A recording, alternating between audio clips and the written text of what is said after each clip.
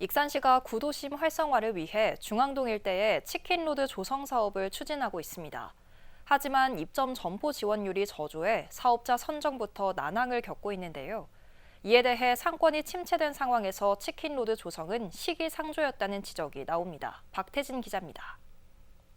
중앙동 문화예술의 거리. 익산시는 구도심 활성화를 위해 이곳 300m 일대에 치킨로드를 조성하고 있습니다. 지난 2월부터 세 차례에 걸쳐 사업자를 모집했지만 사업자 선정이 제대로 되지 않고 있습니다. 시에서 내건 혜택은 시설비 50% 지원, 다이로움 추가 할인 10% 등입니다. 하지만 지금까지 선정된 사업자는 2명뿐. 지난 1, 2차 모집을 합산해 점포 4곳에 총 8명이 지원해 2명만 선정된 겁니다. 이후 지난달 마감된 3차 모집에서는 총 점포를 6개로 확대해 4곳을 모집했지만 지원자는 4명에 그쳤습니다.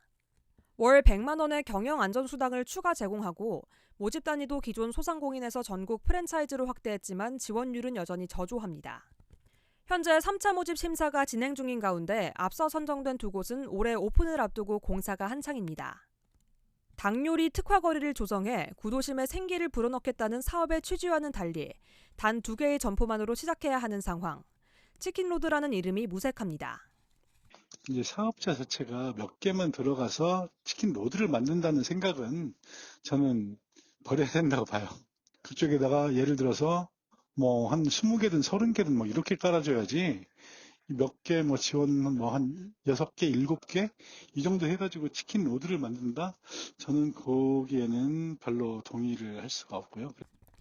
결국 특화거리가 조성되려면 모집 중인 점포 수보다 4-5배는 더 많은 점포가 입주해 집적화가 이뤄져야 하는데 입점을 희망하는 점포조차 구하기 어려운 상황. 이런 상황에서 치킨로드 사업을 추진한 것은 시기상조였다는 지적이 나옵니다. 저는 거기 그 거리는 아파트가 지금 입주를 앞두고 있잖아요. 그 아파트가 지어지면은 자연스럽게 주거 상권으로 변모할 거다. 아마 그때 하면은 가능할 거다라는 생각이 들어요. 그래서 조금 시기상조 아니냐. 시 관계자도 점포 지원율이 저조한 이유가 상권 침체에 있다고 인정했습니다.